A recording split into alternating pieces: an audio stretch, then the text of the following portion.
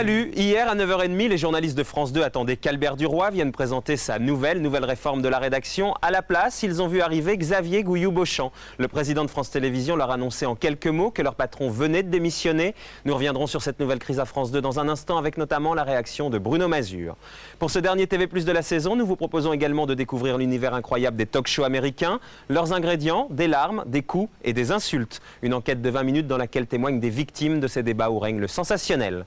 Enfin, dans la seconde partie de TV+, nous reviendrons à la télé française. Nous vous ferons revivre quelques grands moments de direct, du fameux billet de 500 francs brûlé par Serge Gainsbourg sur le plateau de 7/7, au célèbre Gantbox de Paul Amar, en passant par Yves Duteil, qui oublie les paroles de sa chanson sur le plateau de Sacrée Soirée.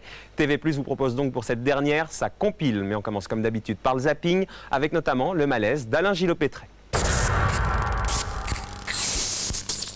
Nous allons avoir une perturbation et qui nous arrivera par l'ouest, donc, accompagnée d'orage aussi ici, et qui nous en prendra en enfilade. Je ne peux plus. Excusez-moi.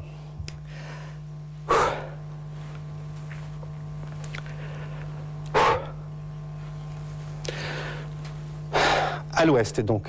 Non, je ne peux plus.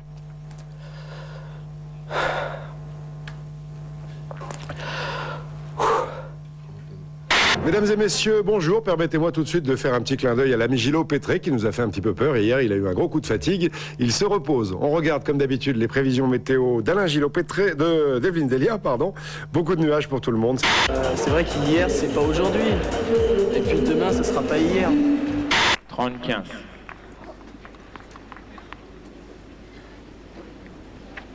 Schön.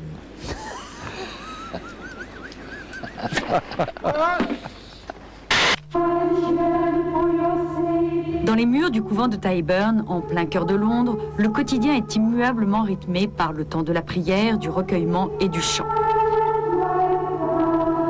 Mais quand vient l'heure de la détente, ces religieuses ne se font pas prier pour taper dans le ballon. Depuis 2 ans maintenant, ces bénédictines jouent au football tous les jours. Et si les coups de tête sont encore peu orthodoxes, les reprises de volée, les dribbles, eux, sont diaboliques. Mais parfois la mère supérieure doit rappeler à l'ordre les footballeuses égarées.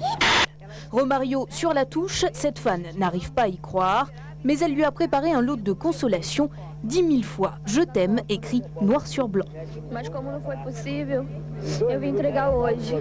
Vous évoquez à un moment un cocktail aphrodisiaque, ça marche? Le bois bandé? Oui. Ça marche, on l'a testé, c'est génial. C'est vrai? Génial. Est-ce qu'on pourrait en savoir un petit peu plus? Ça fait quoi? Parce qu'on ne connaît pas, on n'a pas essayé le bois bandé. Ça y est, on fait le tour du bateau en courant ou Non. On nage plus vite? On va sur une plage, tout seul, en amoureux. C'est bien. Voilà. Eh bien, merci beaucoup. Alors, Jean-Paul Lotte and all the crew. de la part de Jean-Paul Lotte et de toute l'équipe, on vous offre ces roses. Parce que s'il y a une personne qui le mérite, c'est bien vous. J'ai pas envie d'être un phénomène de foire. Mais vous êtes un phénomène de foire, comme tous les gens qui font de la télévision, puisqu'on s'exhibe. Moi, je ne le crois pas. Admettez-le que c'est quand même pas normal de faire de la télé. Il me semble que vous êtes né, je crois, aux alentours de 20h. Oui, Il y avait une prédestination comme ça. Ma mère me dit que je suis né à 8h moins 10. Je crois que sur l'état civil, c'est 8h10. Oui, donc c'est bien. Entre les deux, je crois que je dois être né à 8h, oui. Parce que ça fait quand même... c'est longtemps, hein. Très longtemps, je suis né je sais pas comment 20 septembre, c'est mon jour, c'est mon 20h, c'est votre chiffre. C'est mon chiffre. Nous allons faire un beau jeu, des questions, des réponses, on va essayer d'apprendre des choses. Même si on les oublie quelques secondes après, ça sert à ça, la télévision.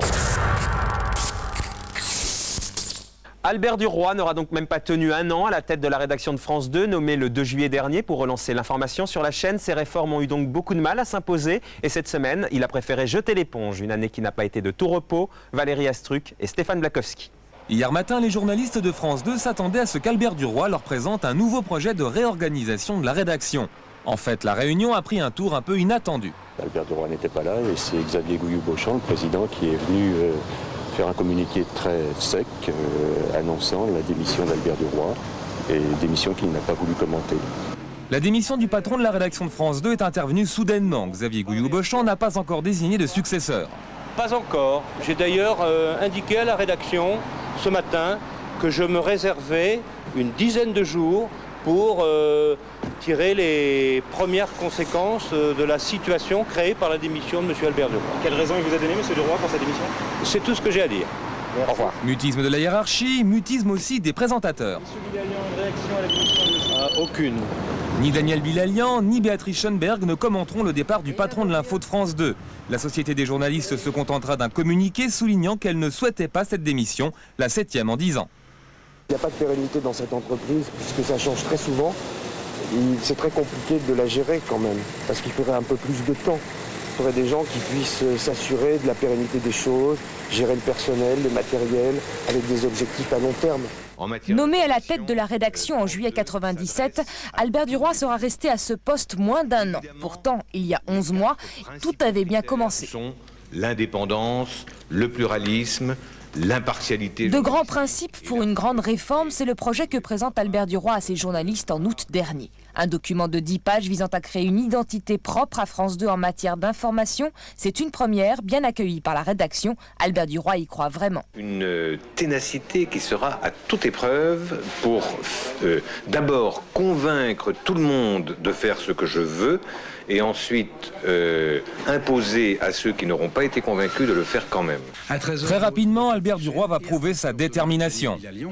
À la Saint-Léger, je prends congé. Il n'hésite pas à imposer une mesure impopulaire en évinçant Bruno Mazur de la présentation du 20h. La nouvelle formule démarre à la mi-octobre avec un nouveau générique et un nouveau décor. Elle est présentée en semaine par Daniel Bilalian. Madame, monsieur, bonsoir. Et du vendredi au dimanche par Béatrice Schoenberg, recrutée pendant l'été sur TF1. Bonsoir, le gouvernement... Pour féminiser le 20h, Albert Duroy doit choisir entre Daniel Bilalian et Bruno Mazur. Il décide d'écarter le présentateur préféré des Français. J'ai préféré le dynamisme à la popularité. Selon un sondage réalisé en octobre, 66% des Français regrettent le départ de Bruno Mazur. Quant au décor, selon une étude menée par France 2, le public le juge trop austère.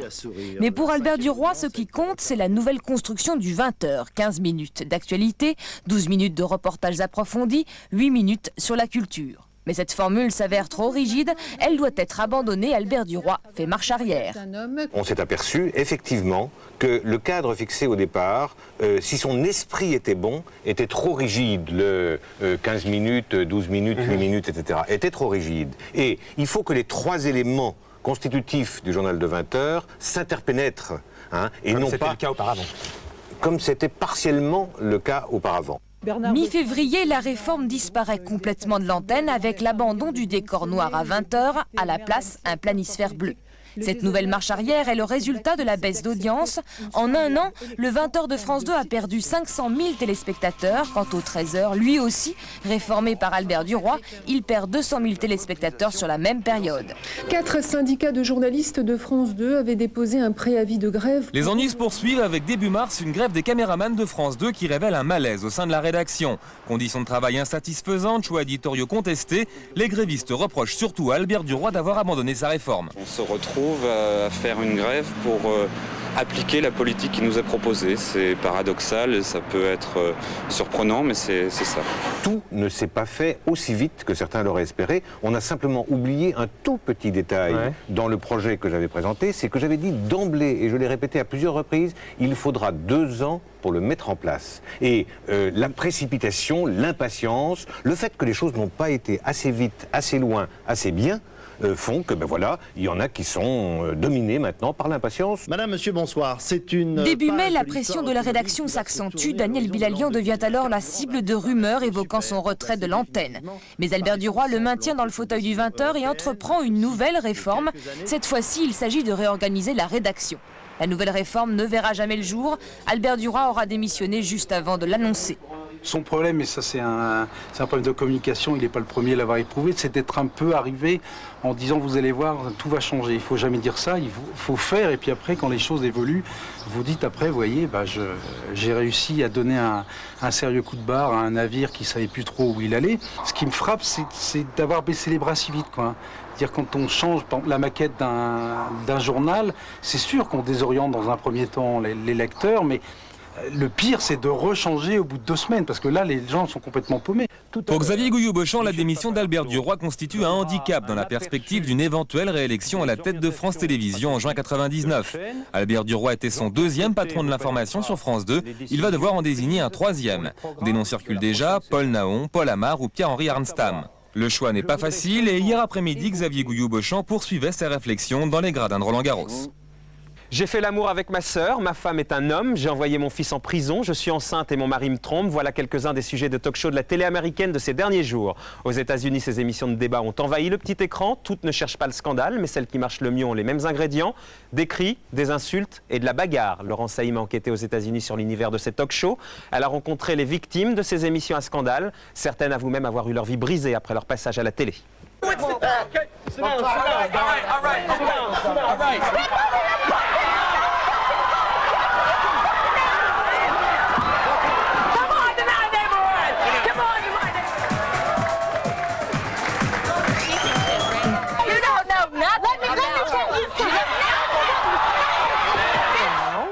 I'm really a man.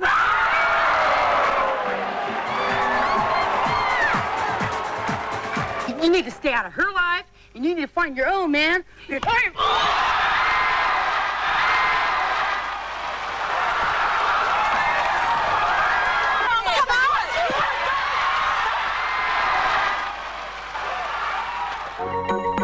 Chaque jour, 20 talk-shows se disputent les faveurs du public américain.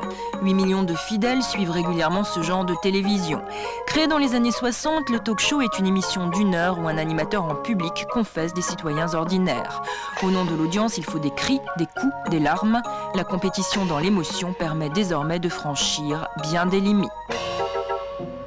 Chicago l'hiver dernier. Ebony, 24 ans, invitée du Jerry Springer Show, le talk-show le plus populaire aux États-Unis. Les producteurs lui ont promis une surprise. Son fiancé veut en direct lui révéler un secret.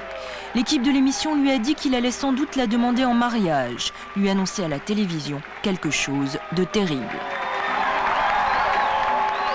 How would you describe the relationship?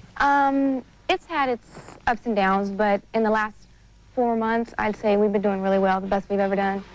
Good. Okay.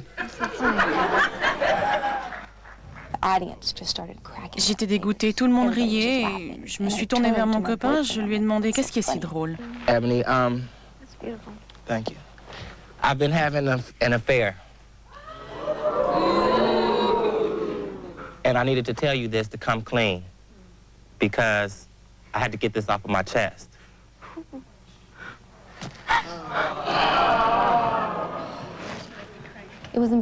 C'était vraiment embarrassant. J'avais honte, c'était tellement humiliant. J'étais complètement dépassée. J'ai commencé à sangloter. Et puis Jerry, l'animateur, a présenté la personne avec qui il avait une liaison.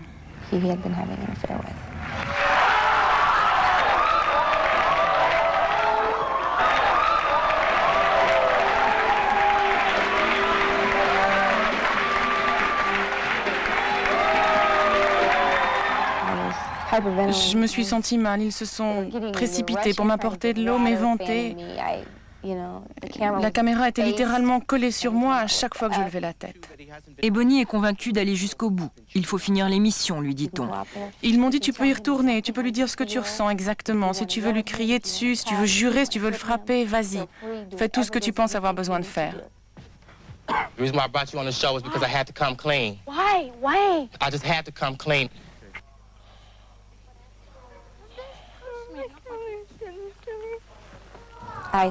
Je me souviens en particulier d'un groupe de femmes assises devant, dans les premiers rangs. Et l'une d'entre elles m'a dit, « Oh mon Dieu, elle est vraiment blessée. » Ça, je l'ai entendu. Dominique et Nick sont allés tout simplement routier, pauvre et chantant. En tout chemin, en tout lieu, il n'est pas que du bon Dieu, il n'est pas que du bon Dieu. Le coupable Jerry Springer, numéro 1 de l'audience, adore s'amuser. En 1995, il nous avait reçus, très fier qu'une télévision européenne s'intéresse à lui. Un talk-show se fabrique toujours ainsi. L'équipe, en moyenne 70 personnes, prépare tout pour la star. Ces journalistes qui n'apparaissent jamais à l'antenne sont appelés producteurs. Ils trouvent les sujets, les invités, les questions, mais il est impossible de filmer leurs réunions. Chez Jerry Springer, comme dans tous les talk-shows, le secret est la règle. Pour l'équipe d'un talk-show, une bonne émission est toujours basée sur la spontanéité. Les invités doivent à tout prix bien montrer leurs émotions au public. Quelques minutes avant l'antenne, les producteurs préparent donc chacun minutieusement. Confessez-vous en direct, explique-t-on ici à Krina, jeune mère droguée de 19 ans qui refuse de voir ses parents. L'émission a organisé la rencontre, en coulisses, sa maman. Pourquoi avez-vous décidé de venir ici? À cause de Krina et de son bébé. Le bébé a besoin de retrouver sa mère et Krina a besoin d'aide avant qu'elle ne finisse morte. Mais pensez-vous que la télé peut vous aider? Je ne sais pas. J'espère que quelque chose le pourra. On essaye de... Ok, Debbie, je suis désolé, mais là je dois vraiment vous expliquer l'entrée en scène. Voilà le studio. Vous allez vous asseoir à côté de Krina. Ok? Vous comprenez? Ça va? Vous avez besoin de Kleenex? J'en ai un. Voilà. Mais je dois en garder un en réserve pour moi. Une minute avant l'antenne, un second producteur avec d'autres Kleenex reste avec l'invité.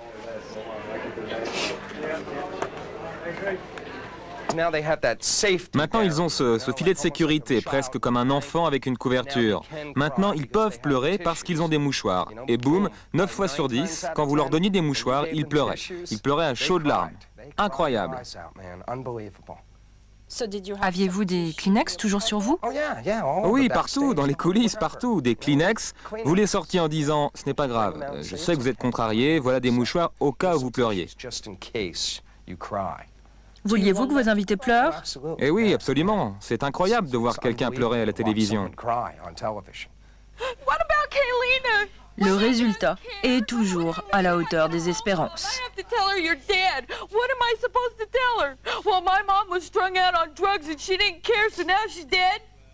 Well, I'll be right back. There's more. Stay with us.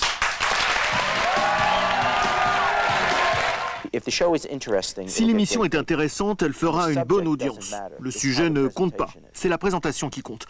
Autrement dit, s'il y a une bonne alchimie avec le public et si les invités sont bons, peu importe le sujet, l'audience sera excellente. Pour faire de l'audience, les talk-shows veulent surprendre et surtout filmer en gros plan la détresse d'une personne.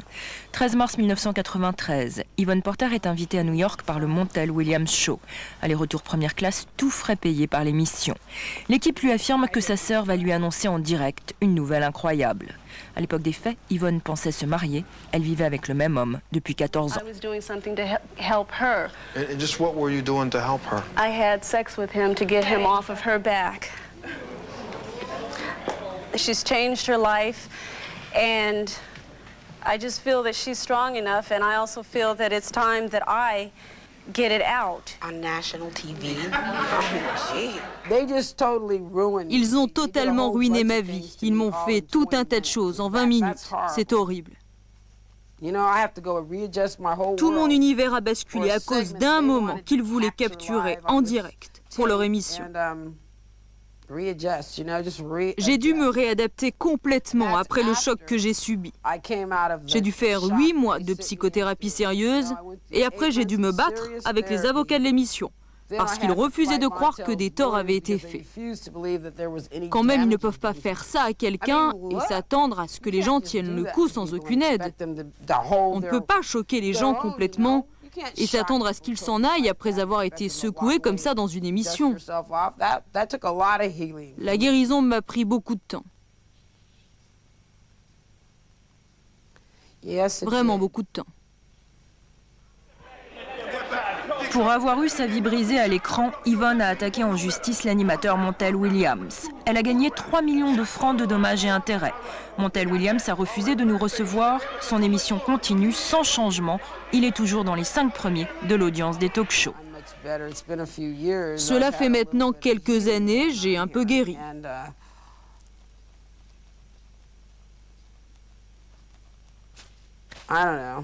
Je ne sais pas, je prends les choses comme elles viennent, un jour après l'autre. Je peux seulement me demander qui sera la prochaine victime. Get the headphones off of John and let's have John come out here and see who has the crush on him. Here's John. John Smith, 24 ans, garçon de café, invité de l'émission de Jenny Jones pour rencontrer une personne qui secrètement l'admire.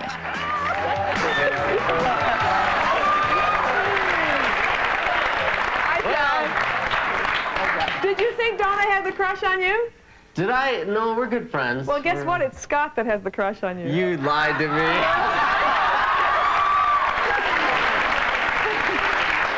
Interesting, very interesting. Before we talk, take a look at, we'll show a little playback of what Scott said about you, John. Take a look at that monitor right down there. I got a pretty big hammock in my yard, and I thought about tying him up to my hammock.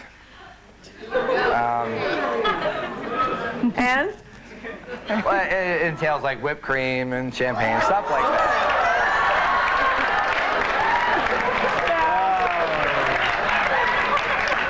Did you have any idea that he liked you this much?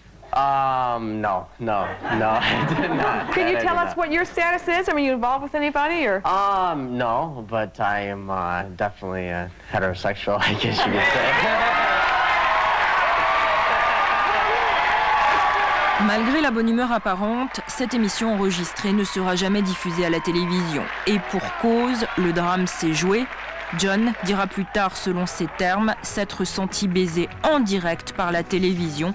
Il ne supportera pas l'idée qu'on puisse penser qu'il est homosexuel. 3 jours après cet enregistrement, il reçoit une lettre d'amour anonyme. John pense immédiatement à l'admirateur qu'il avait piégé pendant l'émission. Il achète un pistolet, va donc chez ce fan et le tue de 2 balles en pleine poitrine.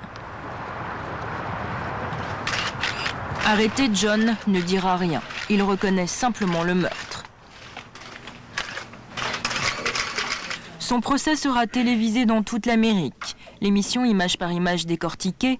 Les producteurs à l'époque du talk show se refusent à tout commentaire, mais Jenny Jones, l'animatrice, est forcée de témoigner en direct. Vous n'avez jamais dit à John que son admirateur secret... Laissez-moi répéter clairement. Vous n'avez jamais dit à John que son admirateur secret pourrait être un homme ou une femme? Je ne lui ai pas parlé avant l'émission. Vous n'avez jamais eu de contact personnel avec lui, est-ce exact? C'est vrai. En fait, vous n'avez jamais parlé avec John de la nature ou du sujet de l'émission avant qu'elle ne soit enregistrée? Je ne pense pas, non. Mademoiselle Jones, vous n'avez jamais pensé que si vous n'aviez pas fait cette mise en scène pour obtenir encore plus d'émotion, cette terrible tragédie qui nous réunit aujourd'hui n'aurait peut-être jamais eu lieu? Je ne vois pas de quoi vous voulez parler. Jenny Jones n'a jamais arrêté l'antenne. Son émission quotidienne continue. John a été lui condamné à 25 ans de prison ferme. La famille de la victime réclame toujours à l'animatrice 150 millions de francs d'indemnité. Malgré cette affaire, rien n'arrête les talk-shows. En mal de victimes, les équipes vont désormais dans l'Amérique profonde, dans des discothèques des petites villes où travailler à la télé fait toujours beaucoup d'effet. Norman Lebeau, producteur chez Jerry Springer. L'hiver dernier, dans le même bar, il recrute 70 personnes. Pour un talk-show, il leur demande de bien jouer la comédie sur un thème précis. Il m'a dit, OK, vous êtes la victime. Vous allez découvrir que votre copain vous trompe avec votre meilleure amie. Je veux que vous pleuriez, que vous vous énerviez. Allez après elle, ne la frappez pas, mais poussez-la pour que nous ayons l'impression que vous allez vous battre. Norman m'a dit qu'il voulait que nous, les filles, portions des chignons pour que la bagarre passe mieux à la télé au moment où nous allions nous tirer les cheveux. Très consciencieux, Norman, dans une chambre d'hôtel, a même fait répéter et apprendre par cœur à un couple les dialogues d'une émission sur l'adultère. Le mari, Jason, se tournera vers sa femme pour lui dire « Merci, madame ». Sa femme, Jenny, se tournera vers Jason et lui dira que malgré qu'elle l'aime, elle voit quelqu'un d'autre depuis les derniers 6 mois. She wants to tell you something, so go ahead. Why don't you talk to him and I'll stay out of it. In fact, I'll get back here. Jason, there's something that I need to tell you. I just want you to know that I love you a lot, but I've been seeing someone else for the past 6 months. Bien entendu, l'amant arrive.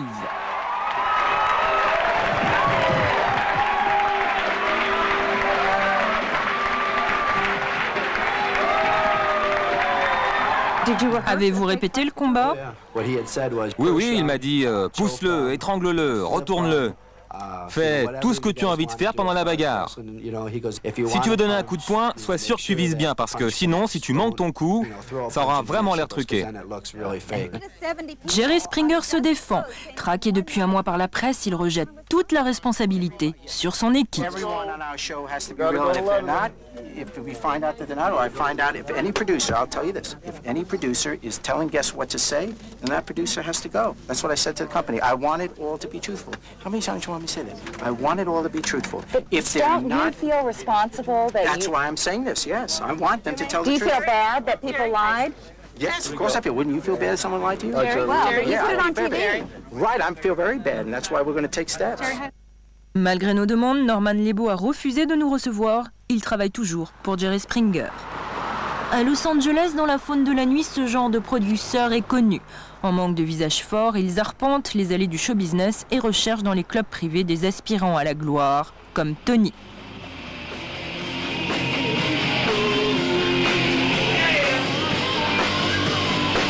Tony, qui se fait appeler Tony le Cafard, est très célèbre dans le milieu du talk show.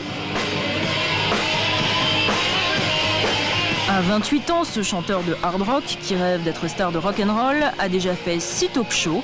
Depuis 5 ans, il aide aussi les producteurs à trouver de bons personnages. Face aux polémiques récentes, Tony, surnommé l'homme aux multiples visages, veut être honnête.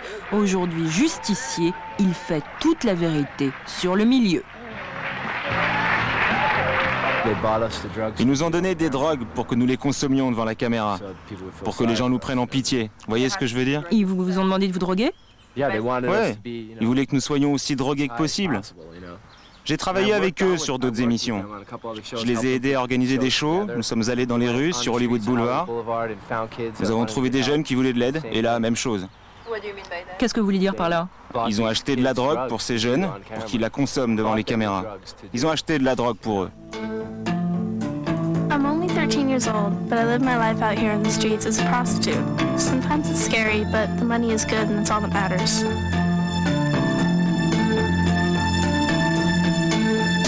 I've been prostituting since I was 14 years old. I can make about $200 a day, which is great money for a 15-year-old girl. But sometimes I wish I could just be a regular kid with a family that loved me. This young lady is 13 years old. Her name is Nicole. Sitting next to her is Nancy, who's 15. As shocking as it may seem, both of these young girls live on the streets and they earn their living as prostitutes. How did you become a prostitute? Well, I needed the money for drugs, and there was this woman I met, very, very beautiful girl, and she was a prostitute, and she explained to me all of what it was about, and I met up with some of her tricks and people that she knew, and that's how I started. Cette émission fut un triomphe, meilleure audience de l'été dernier. Dans la réalité, cette jeune fille vit en Arizona. Elle ne s'appelle pas Nancy mais Nicole. À l'époque des faits, fugueuse, trouvée par un éducateur dans les rues de Los Angeles, convaincue d'aller à New York pour s'amuser, raconter à la télévision le trottoir, payer 1000 francs pour bien faire le show. Seul problème, Nicole ne s'est jamais prostituée.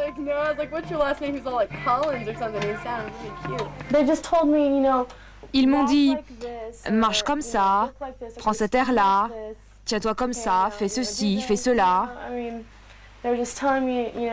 Comme si j'étais un mannequin. Teen prostitutes. They cracked me on the back of the head, left me in the ditch bleeding. And this former gang girl and Sally Guest is their pimp. If they had a family, I wouldn't have them. Can they ever go home again? Next Sally. On peut dire que je suis devenue vraiment déprimée pendant un moment à cause de l'émission et de beaucoup d'autres choses qui se passaient dans ma vie. Comment êtes-vous devenue déprimée? Je me sentais seule parce que tous mes amis m'avaient quittée. Comment je pouvais me faire de nouveaux amis quand mes anciens amis ne croyaient même pas qui j'étais vraiment? Depuis la diffusion de l'émission, Nicole s'est fait souvent traiter de prostituée par ses amis. Elle se dit de plus en plus isolée. Sa famille, horrifiée par le monde de la télévision, attaque donc pour exploitation d'une enfant en difficulté les producteurs du talk show. Elle leur réclame 500 millions de dollars de dommages et intérêts, 30 milliards de francs. Comment empêcheriez-vous l'émission de Sally ou d'autres talk-shows d'utiliser des enfants et d'enfreindre la loi? Comment voulez-vous arrêter cela?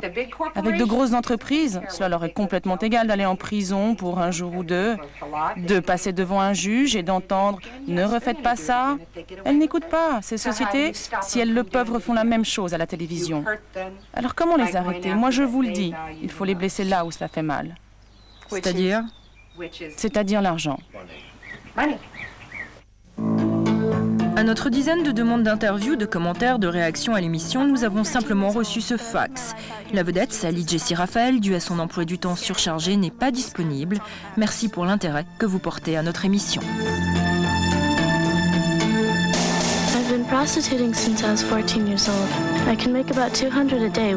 Aujourd'hui, aux États-Unis, la polémique sur cette forme de télévision est immense. La presse s'interroge quotidiennement sur les dangers du genre. Les journalistes interpellent dans des émissions importantes les vedettes des talk-shows, chacun mettant sa crédibilité en question. Est-ce que je pense que mon émission est profonde et importante? Est-ce que je pense que cela va amener la paix en Bosnie? Bien sûr que non. Je sais que c'est une bande dessinée, mais c'est une bande dessinée très drôle. Mais ce ne sont pas vos accessoires. Vos personnages de bande dessinée sont des êtres humains. Non, je pense que l'information utilise les gens. Je ne pense pas que ce soit nous qui les utilisions. Chaque jour, dans les journaux télévisés, il y a des sujets sur des gens qui ne veulent pas être filmés. Chaque jour, des journalistes mettent un micro sous le nez de gens qui ne veulent pas nécessairement passer aux infos. Comme dans une tragédie ou quelque chose comme ça. Par exemple, une famille victime d'une tragédie, quelqu'un qui sort d'un palais de justice. Et jamais les gens de l'info ne disent si ce sujet va vous gêner ou vous humilier ou porter préjudice à votre mariage ou à votre carrière ou même blesser vos enfants, nous ne le passerons pas. Non, les journalistes disent c'est un super sujet, passons-le. Et le public est blessé de cette façon. Chez nous, où les choses sont plus dingues que partout ailleurs à la télévision, nous ne faisons jamais passer quelqu'un qui ne sait pas porter volontaire pour notre émission.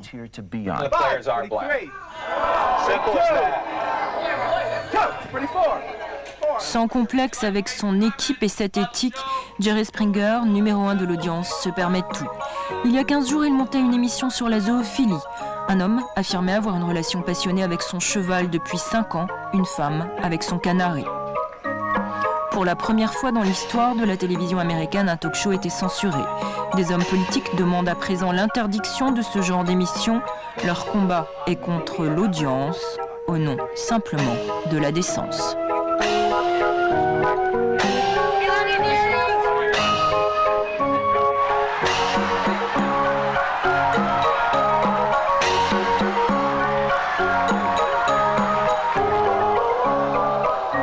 TV+ revient dans un instant avec notamment les indiscrétions de Delphine Cantelli.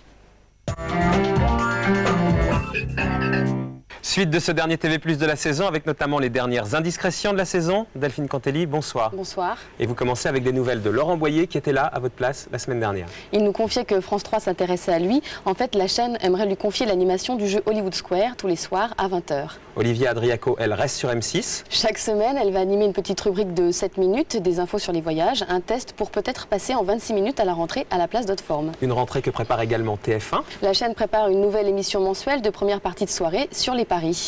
Et autre chose qui n'a rien à voir, elle pense très sérieusement à Patrice Laffont pour remplacer Philippe Risoli sur le juste prix. Patrice Laffont donc en contact, mais qui est pour l'instant sur France 2. France 2 qui prépare sa grille de rentrée également. Et en octobre, à l'occasion des 20 ans de sa mort, France 2 consacrera une émission spéciale à Jacques Brel. Des grands noms de la chanson française interpréteront ses plus grands succès sur la scène de l'Olympia. La saison prochaine, France 2 diffusera également une mini-série de 3 fois 90 minutes, plus ou moins inspirée de la vie de Bernard Tapie. C'est Bernard Giraudot qui y tiendra le rôle principal. Thierry Ardisson s'auto-célèbre. Il sortira en octobre également chez Flammarion un best-of de ses 20 ans d'interview. C'est le titre « Comment tu sais ça, Thierry ?» Et des nouvelles pour terminer de Patrick Sabatier. Des nouvelles qui sont plutôt bonnes, il a de quoi être content. TV Magazine a consulté ses lecteurs pour savoir qui ils aimeraient voir à la place de Jacques Martin à la rentrée. C'est un véritable plébiscite pour Patrick Sabatier puisqu'il arrive en tête devant Michel Drucker, Jean-Claude Brialy et Fabrice avec 40% des suffrages. Très bien, Patrick Sabatier qui est pour l'instant sur Monte Carlo TMC et qui va présenter à la rentrée une quotidienne. Merci à vous Delphine. Merci. Bonnes vacances, à la saison prochaine. Et comme promis, voici la compile de TV+. Nous vous proposons quelques grands moments de direct à la télé. La sélection est signée Sandrine Roustan et Jérôme Citolo.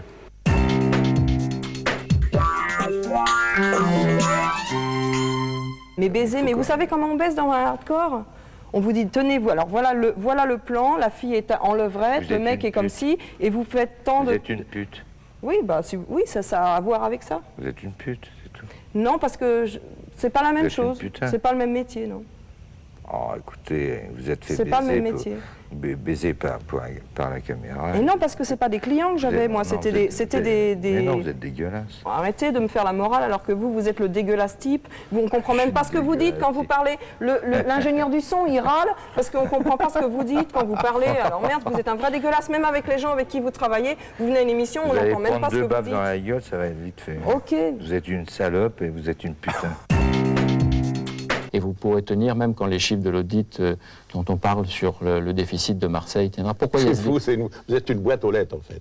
Vous pouvez pas avoir votre avis. Mais pourquoi vous ne pouvez pas supporter les questions? Mais c'est pas une question. Vous pouvez pas vous contenter dans la vie de donner des ordres. C'est pas une question. Faire des exposés. C'est pas une question. C'est une affirmation. Ah voilà, alors que le match est arrêté à un moment car il y a bagarre dans la salle. Ah, c'est dommage de venir gâcher cette fête et on va tous souffrir.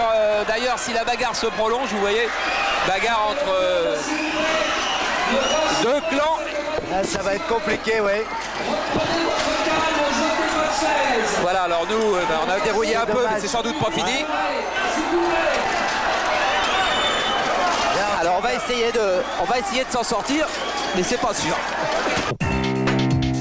Ce qui est terrible aujourd'hui pour moi, c'est de devoir venir ici pour dire je ne suis pas malade, comme si j'avais à dire je ne suis pas coupable d'un crime. C'est quand même monstrueux qu'on en arrive aujourd'hui à considérer que la maladie est un crime, toujours en ce qui concerne le sida, et de devoir s'en expliquer. C'est uniquement pour rassurer le public que je suis venue ce soir et pour leur dire ne croyez pas tout ce qui se raconte, parce que tout ce qui se raconte n'est pas vrai. Voilà. Alors je vous dis bonsoir, je vous embrasse, et je vais vous embrasser aussi. Merci Isabelle. Permettez-moi de vous appeler Isabelle la cathodique parce que vous passez très très bien au tube.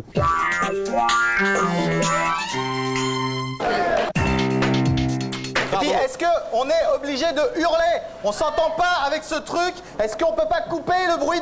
J'y vais, bougez pas. Merci Chantal. C'est le bouton marron, Chantal. Le bouton marron, juste avec le non, pas celui-là. Si. L'autre bouton. Non, ça c'est les essuie-glaces.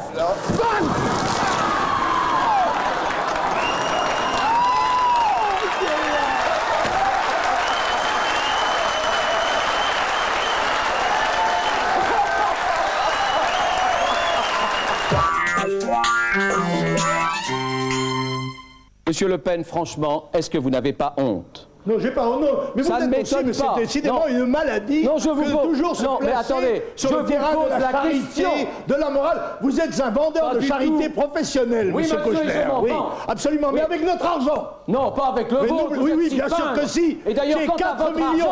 Je représente 4 millions de contribuables. Et c'est avec notre argent que vous faites la charité du gouvernement socialiste. Vous n'en donnez pas, jamais. Vous êtes trop pingre pour ça. Oui, en effet, les programmes de demain, mais je voudrais avant tout remercier tous ceux et toutes celles qui ont passé cette soirée avec nous, cette soirée hongroise avec nous. Et il faut rappeler que mardi prochain, font tous les idiots autour de nous depuis tout à l'heure. On va jamais arriver à garder notre sérieux jusqu'à la fin.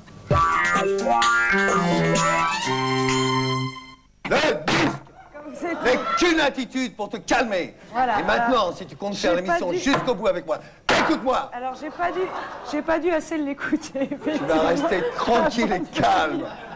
Alors, et je suis là pour te protéger. Ça tombe bien parce que contre toutes ces caméras. Envoie-la ta peau.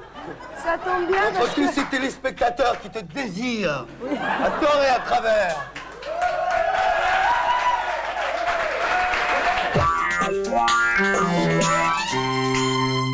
D'abord, on va parler de l'œil. On reviendra évidemment sur les photographies. Mais évidemment, je me tourne vers le professeur... Je vais d'abord parler de moi et de mes études.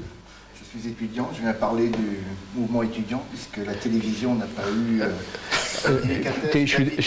Écoutez, je suis désolé, mais excusez-moi, mais c'est pas très poli d'interrompre. C'est pas très poli d'interrompre. Désolé aussi, parce que la télévision n'a pas invité un étudiant pour parler du problème étudiant. Je me tranche la gorge si jamais vous approchez. Ce qui va se passer, c'est que c'est évident, c'est que la direction va donner l'ordre de couper l'antenne. Ben, si elle coupe l'antenne, moi je me le plante dans le ventre. Non, faites pas ça, écoutez. Prenez le risque et vous allez voir. Mais non, mais faites pas ça. Prenez le risque et vous allez voir. Bon, écoutez, merci, soyez gentils maintenant. On va et de repartir, voilà. Ok, tenez, un cadeau.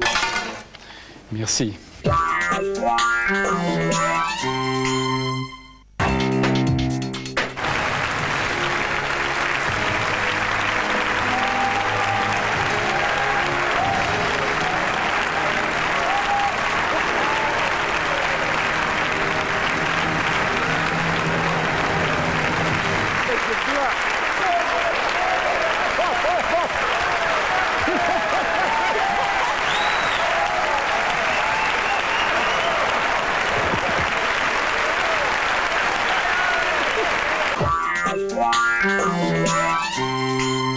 On est venu te dire qu'on t'aime bien. Et des provocations n'y changent rien. Jus de pomme et gitane en chocolat.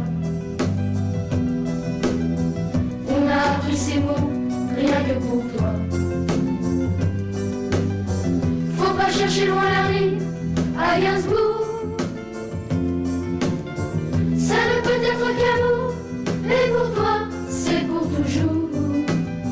L'âge de tes cheveux, les sillons de tes yeux ne pourront empêcher ta jeunesse à jamais.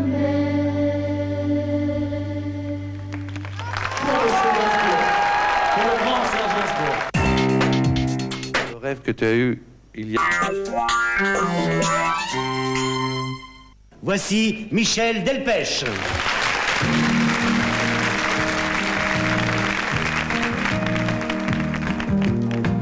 La lumière revient déjà et le film est terminé. Je réveille mon voisin. Eh bien, je crois qu'il y a... Il y a une petite erreur de nos amis du son. On va leur demander maintenant de préparer la bande que Michel Delpech doit chanter, qui est une nouvelle chanson. Ça s'appelle Fais-moi un bébé. Non, Fais un bébé. Pardon. Voilà la musique. Voilà Michel Delpech.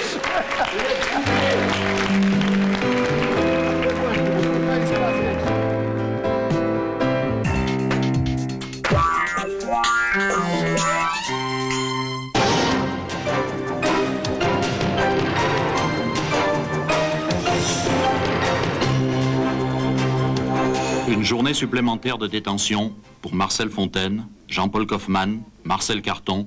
Les otages français au Liban n'ont toujours pas été libérés. Je représente la CGT qui est la plus grande organisation syndicale de France. Et je voudrais...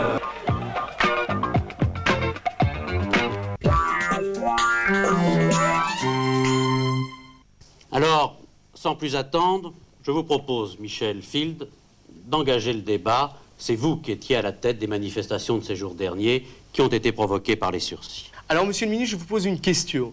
Vous avez fait l'unanimité de la jeunesse contre vous. Aujourd'hui, des grèves se déroulent dans les lycées, des grèves se déroulent dans les CET, les grèves se déroulent dans les facultés. Les lycéens, les étudiants, les apprentis manifestent dans la rue. Les étudiants et les élèves sont faits pour être dans la rue. C'est là que se dessine leur avenir. Le gouvernement augure bien de la façon dont il a de négocier et de discuter avec les lycéens en coupant la parole à ses représentants. Je n'ai pas terminé, monsieur le ministre.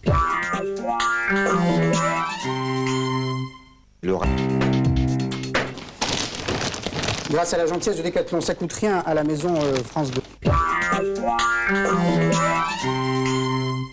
Le point avec notre envoyé spécial, Jean-Pierre Quittard. Chaque jour, 180 bateaux passent au large d'Ouessant, 260 devant le Cotentin et 500 dans le Pas-de-Calais. Chaque jour, 1 million...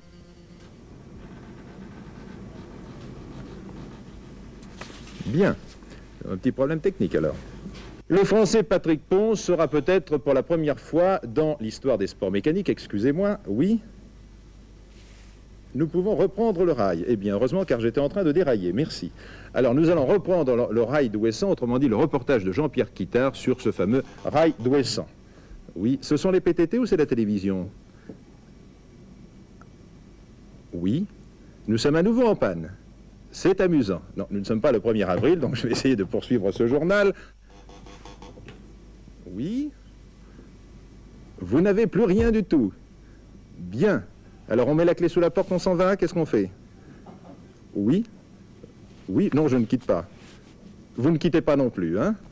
Mais vous mettez à ma place aussi, merci. Alors, le rail d'Ouessant est prêt.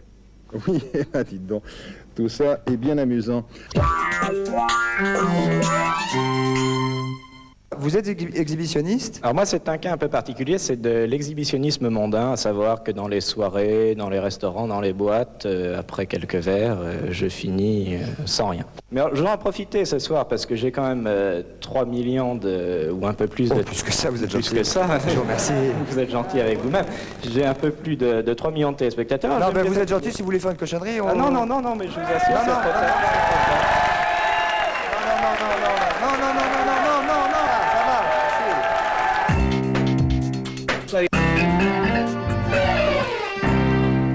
Voilà, c'était donc le dernier TV+ de la saison. Merci à toutes celles et à tous ceux qui ont accepté nos invitations et qui nous ont accueillis sur leur plateau ou dans leur chaîne. Merci à l'équipe de TV+, sur qui repose cette émission.